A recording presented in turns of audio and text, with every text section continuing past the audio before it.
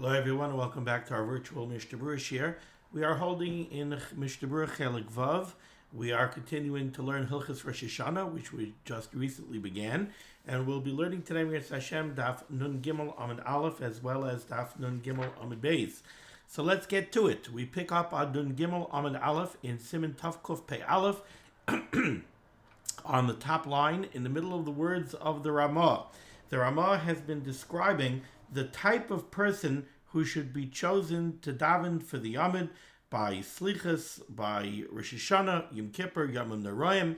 So on the top line, right by the Ice Cut and Yud Beis for the Mishnah Berurah, the Ramah says, V'shiyehei ben shloishim shana. This individual should be at least 30 years old. Previously, the Ramah said he should be somebody who's Yoser Hagun, he should be very worthy of the job, he should be a Gadol B'Torah Umaisim. And now he says, Shiyehei ben shloishim shana. He should be at least 30 years old. Says the Mishnah Berurah is cut in Yud Beis. Shiyehei ben shloishim. So the Mishnah Berurah tells us why. Why is it important that he should be 30 years old? Sha'oz roi ben Levi la'avoda. Very interesting. The Chavetz Chaim tells us, and he brings this down from the Gra, and also from the Ramah and the Darkei Moshe on the HaTorah. We know that a Levi began to do the Avodah at the age of 30. So, Sha'az Roi ben Levi la'avoda, utfilo hu keneged avoda. We know that our davening is, it's what's the word I'm looking for? It corresponds, I guess, not exactly the right word, to the Avodah in the Beis HaMikdash. Now, we don't have a Beis HaMikdash now, but our tefillas, u'neshalma parim sifasenu, the utterances of our lips, the verbal davening that we do, that is instead of the parim. That's instead of the oxen, the cows, the sheep that were brought as sacrifices in the Beis HaMikdash. And we call tefillah, we call our davening avodah. So our davening is avodah. A Levi started doing the avodah at the age of 30, so therefore the Shliach Tzibbur should be 30. That's the first reason the Mishnah Berurah gives. Then the Mishnah Berurah says, V'gam sha'oz libay nishbar v'nidkeh. The Chavetz Chaim brings down over here, he's bringing this down, he's quoting it from the Ramah in the Darkei Moshe, that at the age of 30, a person's heart is broken, v'nidkeh, and downcast. In other words, a person is already humbled at the age of 30. And we want the Shliach Tzibbur who is coming to beseech the Rabbeinu Shalom. I'll wait for that siren to pass. Feel like I'm in Shea Stadium, with the old Shea Stadium by the Mets with the airplanes. So, okay. At the age of 30, a person's heart is already humbled.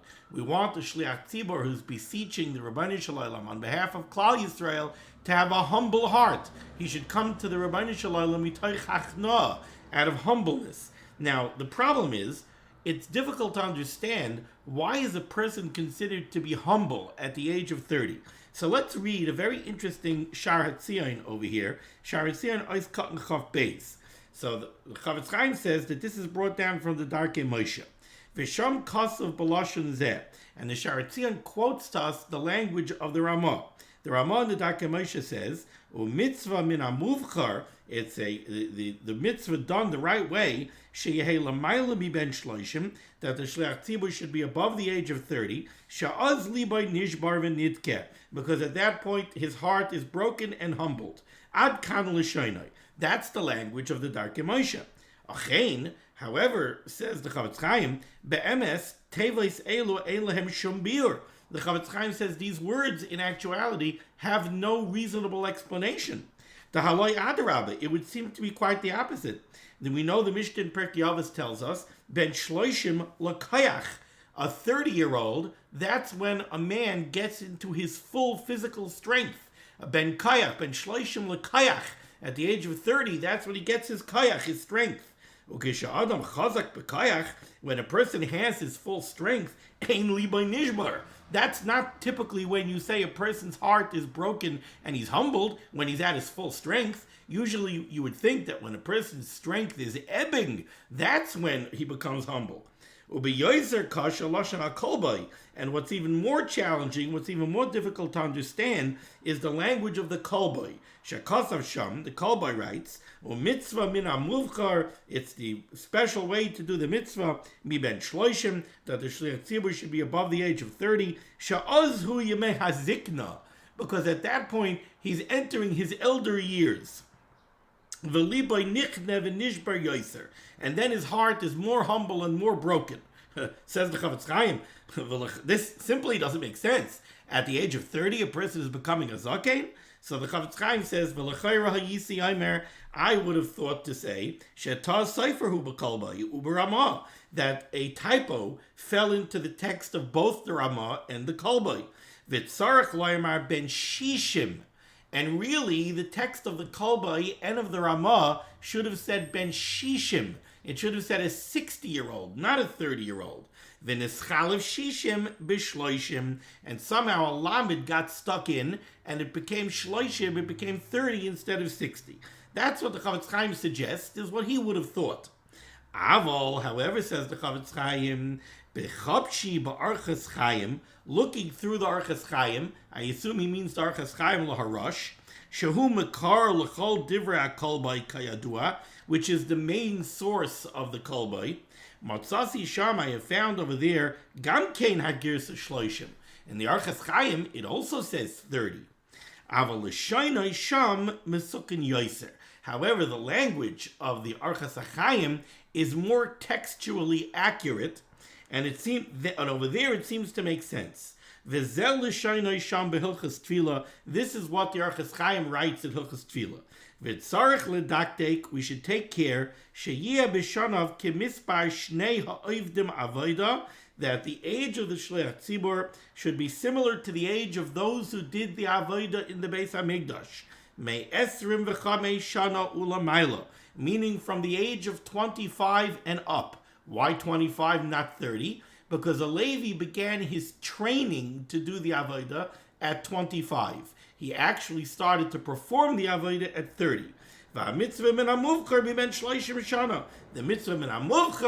would be 30. Because now he has already reached halfway towards the age of Zikna. The age of Zikna is 60. 30-year-old has already lived enough of life. He's been around the block a few times. He's coming down the other side of the hill. You know, they say over the hill. He's over the hill towards Zikna. He's already past the age of 30. You know, a young fellow is full of himself. A young fellow is full of optimism and full of confidence and full of himself. By the age of 30, you've already been around the block a few times. You already begin to see that things are not so simple. Ad kan l'shaynai. Okay, so the Chafetz Chaim concludes over here in the Shara Tzion. He really has two possibilities. Either there's a typo in the Ramah and in the Kolbai, and really this all should reach Shishim, the age of 60, or no, Itaka means 30, like brought down in Archas Chaim laharosh. And the reason for 30 is a combination of the first reason the Mishnah Berurah gave, which is that's the age at which the Levi begins to perform the Avodah, and also he's old enough that he begins to be humbled. Life is already humbling a person at the age of 30. Okay, continues the Ramah near the end of the top line. Gam sheyeh nosui. Also, the Shliach Tzibbur should be married. Says the Chafetz Chaim is cut Yud Gimel sheyeh nosui. The Shliach Tzibbur should be married. Dumya de Kohen Gadol. This is similar to what we find to the Kohen Gadol by Yom Kippur. We know that on Yom Kippur, all of the Avodah has to be done by the Kohen Gadol, and the Kohen Gadol must be married. Now, the reason the Kohen Gadol must be married is because the pasuk says, "V'chiper ba'adoi." The Kohen Gadol is going to perform the Avodah to gain kapara for himself, "V'chiper ba'adoi uva'ad beisai," and on behalf of his household. And we darshan beisai zu ishtoi. When we say beisai, we mean his wife. So the pasuk is alluding to the fact that the Kohen Gadol must have a wife. So dumya de Kohen Gadol shahayu mechinim lo isha acheres. We even find that we have to prepare another potential wife for the Kohen Gadol. In case chas v'chalila, something happens to his wife at the last minute, he has to have another woman ready to be his wife so that he should be able to do the Avodah on Yom Kippur. And there's another reason why we want the Shliach Tzibbur to have a wife. When it comes to sins of immorality, the greatest protection against that is a man should have a wife. If a man has his wife, then his physical needs could be taken care of by his wife, and he doesn't fall into immorality. If somebody doesn't have a wife to fulfill his needs, so then, chas v'chalila, he may fall into immorality. So we want to make sure that he has a wife. This is also famous, brought down in halacha, and specifically in the sefer, in the siddur of Rabbi Yaakov Emden, that's one of the kavanas that a person is supposed to have when he's intimate with his wife, is that this is to protect him from averis, to protect him, that the Rebbeinu Shalom gave him a wife to take care of him, to fulfill his needs and his desires, that he shouldn't chas v'shalom have hirhurim or anything about anybody else. Continues the Chavetz Chaim, upashet, and it's obvious. The mizdamen loy shnayim. If there are two candidates to be a Shliach Tzibbur during the Yomim Noiroyim, Echad Shehu Ben Torah v'Yerechet, one of them is a Ben Torah, he's a Yerechet, Ve'en Loi Elu Apratim, but he doesn't have these other factors that the Rama mentions. He's 28 years old, he's not 30. Maybe he's not married, but the bottom line is he's a Ben Torah, and he's a Yerechet, he's a Talmid Chacham who sits and learns Torah, and we know that he's a Yerechet. V'Hasheni Ish Pashut, and the other person is a simple person. Maybe he's an Erlich Yid. I'm not saying he's not an Erlich Yid, but he's not a Ben Torah. He's not known to be a Yerechet. But he's 35 years old and he's married. Ha Ben Torah Kaidim. Then the Chavetz Chaim says certainly the Ben Torah would take precedence. Continues the Ramah on the second line. Miu, nevertheless, having mentioned all of these milas that the Shliach Tzibbur should have, you should know Kol Yisrael Kisherim Heim. Every Yid is kosher to serve as the Shliach Tzibbur. Rak Sheyeh Merutza L'Kol. The main thing is he should be agreeable to the people where he's davening. Avalim Mispal B'Chazaka. If Chas v'Chalila he takes the Amud B'Chazaka, he's a what do we call him? An Adam, an Ish Olam.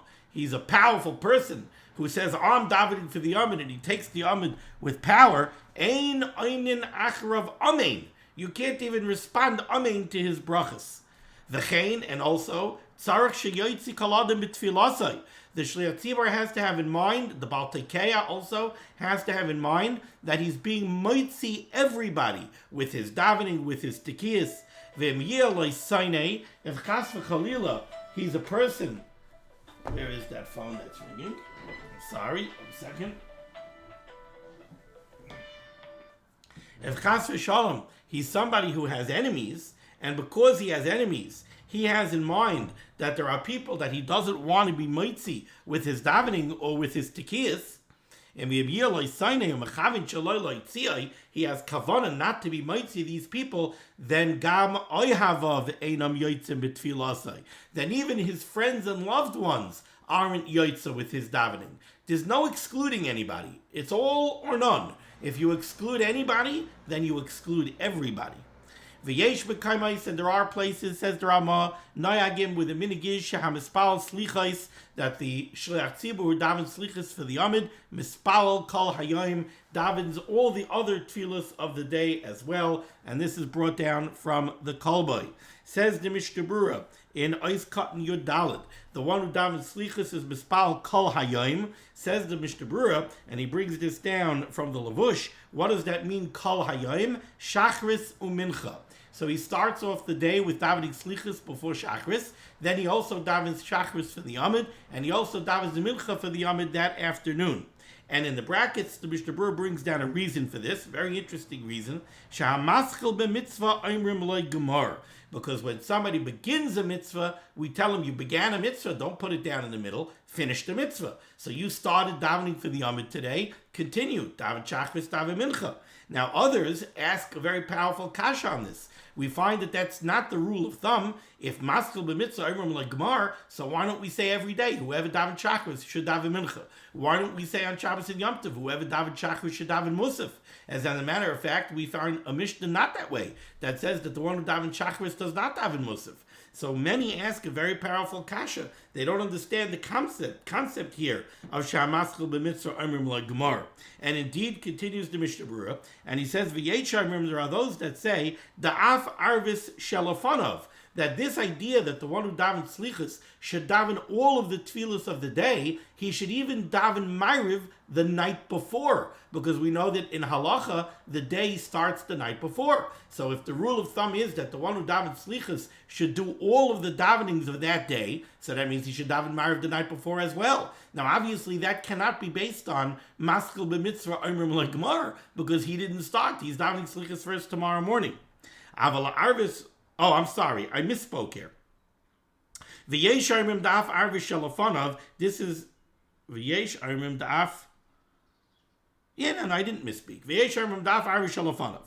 Aval arvis shalayom shalachrov. However, ma'ariv that night, in other words, he davened the ma'ariv the night before. He said slichus the next morning. He davened shachris and mincha on that day. Now that night by ma'ariv ain't shayach loy. That has nothing to do with him. That day is his day is over. The Kosev Magen Avram, the Magen Avram writes to be tamzeh that based on this, hu kaidem la'avel ulamayel ulayartzeit. If indeed the reason why this person is davening for the Yomid somehow the whole day is because he was maskil b'mitzvah and now omrim loy gemar, that's a very powerful reason to give him the Yomid, and therefore he would come before an avel. So you have a chiyuv who is toich, let's say, shtei masar chodesh, he's toich the year for a parent, or toich shloishim for another relative. He wants to daven for the Yomid. The Magen Avram says, no, you give it to the one who davens slichus. So to a moil, there was a minig that on the day of a bris, the moil would daven chakris for the Yomid. The basis of that minig is, since he's already doing a major mitzvah today, here in shul, so we give him another mitzvah to do. We let him daven for the Yomid as well. Or the yard site. He would also become before somebody who's a chiyuv because he has a yard site. The tefillah talya berotzain hakahol. Because the Magen Avram says you have to understand that all of these halachas of kedimus, all of these halachas of who takes preference, who comes first to get the Yomid before somebody else, the bottom line is it's all totally on the rotzen of the Tzibbur. The Tzibbur really is allowed to make whatever rules they want. It's even brought down that if the Tzibbur decides on Yom Tov that they want to sell all of the aliyahs and they want to be able to open up the bidding to a wider audience, we always have a problem. We sell the aliyahs, but maybe there are only 3 kaihanim. So you only have 3 kaihanim bidding against each other. Really, the truth is that Tzibur could decide that we're giving the first aliyah not to a kayan. We're giving all of the aliyahs to Yisraelim. Because the bottom line is that these kedimas are based on the Rotz on a Kahal. What the Magen Avram seems to be suggesting over here is that that's why we could say that the one who davens slichas should come before the oval, the moil, and the yard site, because it's not locked in stone that the oval, the moil, and the yard site, that they get the Yomid. That's not locked in stone. The bottom line is it can always be changed by the rotzon of the kahal. And therefore, since there's a big inyan of maskil b'mitzvah omrim l'gemar, that the one who davens slichas for the Yomid should also daven shachris and mincha, and perhaps the ma'ariv the night before, it could come before all of these other people who usually have kedima. However, the Mishnah Berurah continues and he says, "Va'Eliyah Rabbah mefakfik bazeh." The Eliyah Rabbah takes issue with this. V'daita, in his opinion, is the yard site yesh lo lehispalel imhu mis'aneh. That the Eliyah Rabbah says that when it comes to a yard site, and if you look in the Eliyah Rabbah himself, the way he writes it is, he says certainly the person who has a yard site by B'yayim takes precedence over the one who's saying slichas. Why? Because the Eliyah Rabbah says certainly if he has yard site, he's fasting, and if he's fasting, then he's the one who should daven. I assume that when he speaks over here of Lamanatzeach, he means Ashrei Uvalutzion, where we say Lamanatzeach between Ashrei Uvalutzion. Certainly, Lamanatzeach ve'elech yesh lahanyach lehispalel af la'avel. V'hu v'dvar v'priyam agadim. The Eliyah Rabbah suggests that certainly, if the one who's davening slichas for the Yomid is going to daven chakris, at least Ashrei Uvalutzion should be given to the avel. Okay, now we go to Sif Beis, bottom line in the Shulchan Aruch. Noihagim lehisanois Erev Rosh Hashanah. There is a minig to fast on Erev Rosh Hashanah. Says the Mishnah Berurah Katan Tesvav. Noihagim, this is the minig. And he brings down another interesting minig. Ubiyom Rishon de Slichos, on the first day of Slichos. So we say Slichos generally Motzei Shabbos by Chatzos. Sunday, the first day of Slichos, Nagu Roiv HaKahal Lehis Anois. He brings down over here from the Magen Avram in the name of the Torah that Roiv HaKahal, the majority of the Kehillah, the majority of people, he seems to suggest, had the minig to fast on the first day of Slichos. V'yachid Eimer Anenu b'mincha b'shemei tefillah. And on that day, the individuals, as opposed to the Shliach Tzibbur, the individuals would recite Anenu in their Shemona Esrei by inserting Anenu into the bracha of Shemei Tefillah without making a special chasima for the bracha of Anenu. So you're not adding the bracha of Anenu into your Shemona Esrei, you're just inserting it into Shemei Tefillah. This is a concept that we had many times when we were learning Hilchos Tainis, that when it comes to a yachid, when it comes to an individual fasting a fast, he could insert Anenu into his bracha of Shemei Tefillah. However, the Shliach Tzibbur would not make a special bracha of Anenu between Re'eva Anyenu and Rifa'enu. Aval Shliach Tzibbur ein omer Anenu b'chazaras hatefillah. The Shliach Tzibbur would not say Anenu in the chazaras hashatz. In his own personal Shemona Esrei, he could say Anenu in Shemei Tefillah if he's fasting on Erev Rosh Hashanah. Eis Katan Tezayin, Erev Rosh Hashanah, Va'afilu atinoikos bisanin. He brings down from the Magen Avram that even young children fast. And he brings this down b'shem Maharil. The Magen Avram quotes the Maharil. Says the Chavetz Chaim, Va'atinoikos lav dafka. The word tinoikos is not precise. It doesn't mean children. What he wants to say is Na'arim, young men, she'igiu l'shloish esrei l'zachar, a young man who's a gadol reached the age of 13, u'shteim esrei shadim l'nekeva, or a young lady who has reached the age of bas mitzvah, misanin, they would fast. And, says the Chavetz Chaim, in the context of this tainus of Erev Rosh Hashanah, ve'ein tzarech Kabbalah, you don't need to make a Kabbalah's tainus by Mincha the day before. And the reason for this is, as we learned in Hilchos Tainus, a tainus of this nature, which is based on a minig, a widespread minig, it's already considered mukobel va'oimid. You're doing it based on an existing minig. So it's similar to, let's say, Shiva Asar B'Tammuz, where you don't have to make a Kabbalah Satainis. Everybody fasts. It's a Tainus Tzibur. So to over here, with such a widespread minig to fast on Erev Rosh Hashanah, you don't need to make a Kabbalah Satainis the day before. V'loi hashlama. You also don't have to finish out the tainus all the way till the end of the day. Many people taka have the minig, they only fast until chatzos on Erev Rosh Hashanah. Afilu ein misana aseres yimei tshuva. And this is true, even if you don't have the minig to fast during Aseres Yimei Tshuva, you still do not need a Kabbalah Satainis. Okay.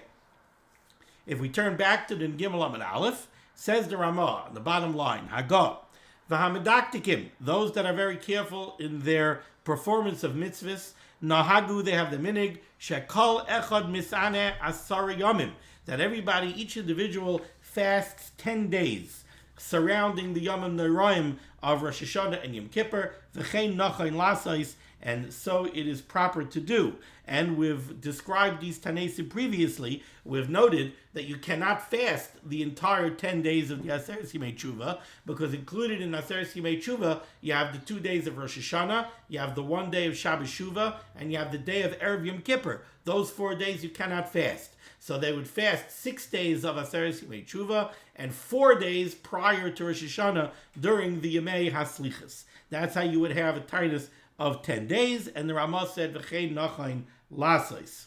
Continues the Ramah, V'chol elu atainiyos, all of these tanesim, the tanesim of Aseres Yimei Tshuva, the tainus of Erev Rosh Hashanah, ein tzrichin lahashlim. You're not required to fast for the complete day. Ve'ein karim behen vayechal, and you do not lay in the kriyas HaTorah of a Tainus Tzibur of vayechal. Afilu Erev Rosh Hashanah, and this is true even on Erev Rosh Hashanah. Says the Mishnah is Katan Yud Zayin. Ve'ein karim behen vayechal, you don't lay in vayechal on Erev Rosh Hashanah. V'hainu afilu aisan shemisanin v'karim vayechal b'chal Erev Rosh Chodesh. This is true even of those individuals that we learned about previously, who always fast on what we call Yom Kippur Katan, on Erev Rosh Chodesh, and they daven b'tzibur with other people who are fasting, and they lay in vayechal. Still and all, on Erev Rosh Hashanah, you do not lay in vayechal. I assume he's speaking here about mincha. In mincha by Chazaras Hashatz, on the Tainus Tzibur, usually you would say Birchas HaTorah. You would say However, on Erev Rosh Hashanah, you would not insert Birchas Kaihanim into the Chazaras Hashatz of mincha, Levisha Einai Tainus Tzibur, because it's not mamish a Tainus Tzibur.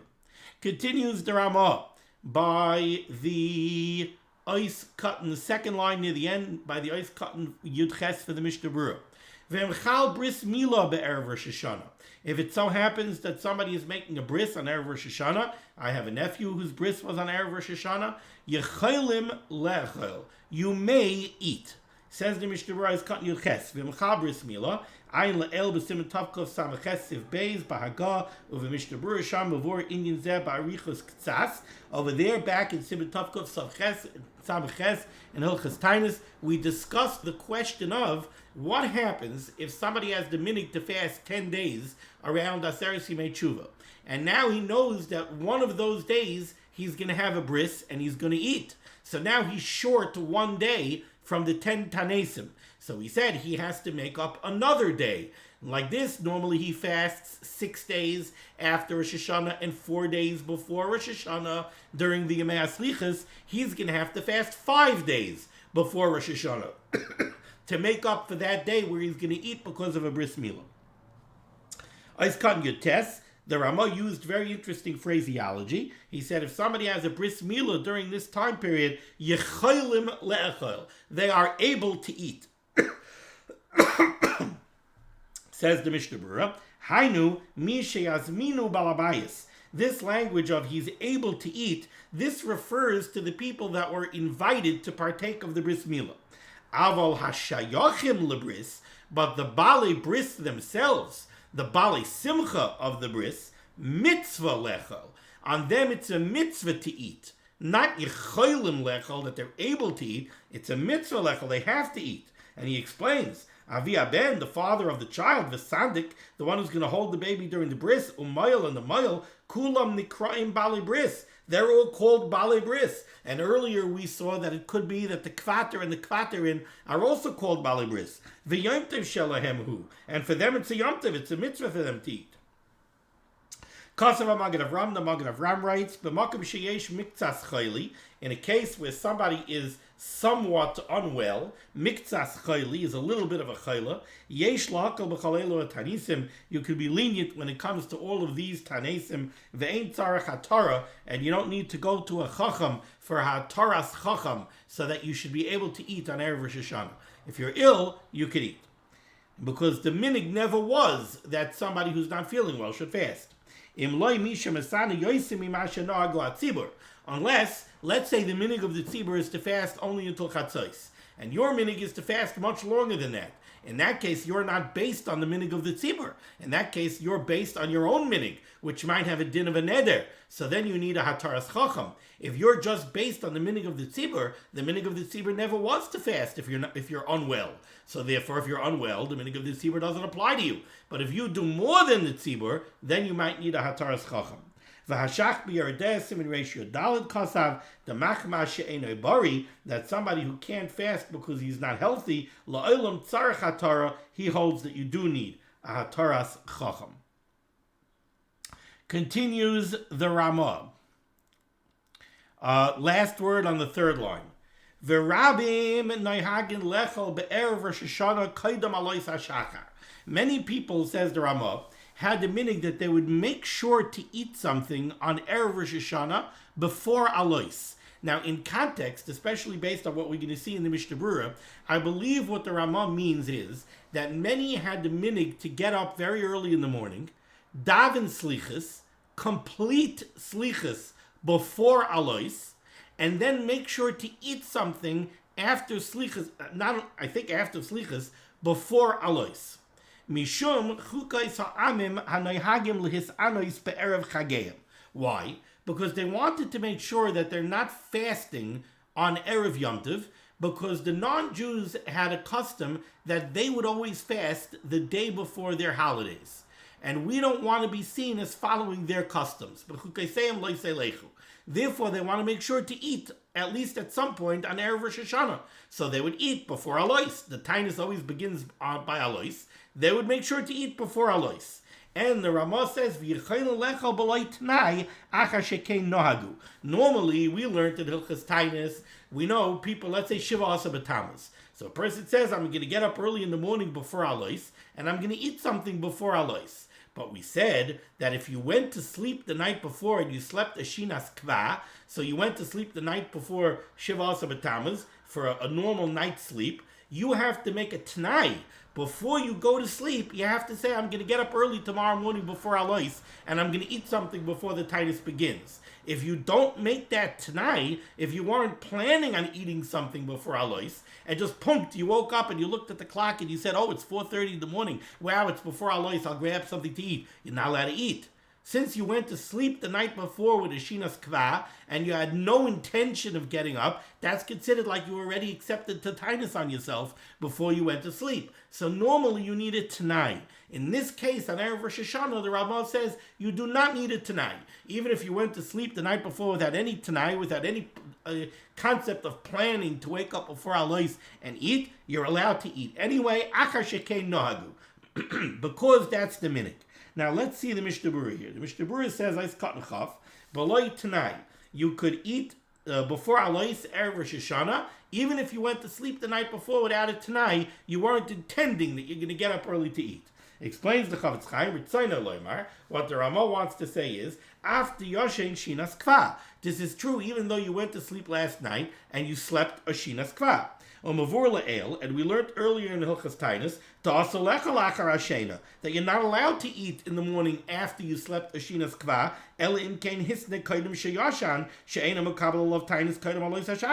that you're not accepting, unless you made it tonight the night before, that you're not accepting the Tainus yet. Over here it's mutter, since that's the minig. Now let's read this next Mishnah Berurah. The Mishnah Berurah says, nowadays, nog alma shaloy lecho, the minig is not to eat. Rak sheyishte kava oitei, koidem halicha lebeis hakneses. Nowadays, says the Mishnah Berurah, the minig is that when you get up in the morning, Erev Rosh Hashanah, before Alois, and you're going to shul to daven, you have a coffee or a tea, but you do not eat. Why? Ki bizmanenu, because nowadays, nimshach amira slichas ad or hayoim. Slichas takes until after Alois. So you're not going to be able to eat after slichas. So it's apparent that the Chavetz Chaim understood that when the Ramah said that the minig is that people eat before Alois, it seems that what he meant is that people davened slichas and then they ate something before Alois. And what the Mishnah Berurah is saying is, nowadays we can't do that. Because nowadays slichas, we start saying slichas, and slichas continues until after Alois. So there's no time to eat something. So instead, what did they do? They had a coffee or a tea before they went out to slichas. Why only a coffee or a tea, and why didn't they eat? I guess because they're going to daven. And they didn't want to eat before davening. Okay, let's go to Siv Gimel. Says the Mechaber, Ein noiflin al paneim be'erev Rosh Hashanah b'tfila. We don't say tachdon on Erev Rosh Hashanah by shachris. Af al pi shenoiflin al paneim ba'ashmeris b'slichas. Even though we do say tachdon by slichas. Every day of slichas, at the end of slichas, we say tachdon. We have the filas apayim, always at the end of slichas. Erev Rosh Hashanah, we also have nefilas apayim at the end of slichas. So we are saying tachdon on Erev Rosh Hashanah, but not by davening. By davening, we don't say tachdon.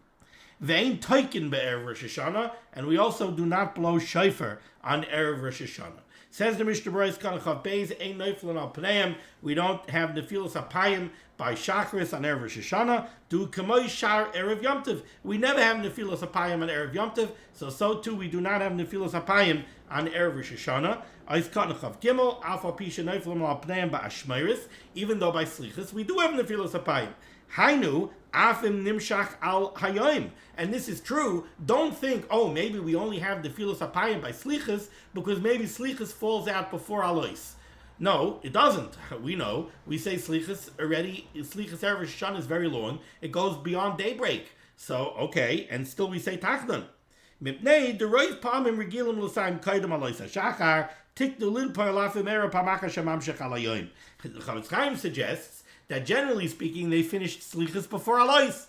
I guess maybe they were saying Slichas by Chatzos the night before. I don't know. He says, generally speaking, they was doing the Nefilas Apayim of Erev Rosh Hashanah Slichas before Alois. It's only the exception when they were doing it after Alois. So since usually it was done before Alois, they were Masakah that even if you're doing it after Alois, you still do Nefilas Apayim. We don't blow shofar in Erev Rosh Hashanah. Why? Says the Chavetz Chaim. Lahafsik bein tekiyas dirishus leketiyas techayva. This is because we want to make a break between the shofar blowing of Chodesh Elul, which is only a rishus, it's only optional, it's only a minig, and the shofar blowing of Rosh Hashanah, which is a chiyuv. That's an obligation to blow shofar on Rosh Hashanah. So we have a one-day break in between them to differentiate. Even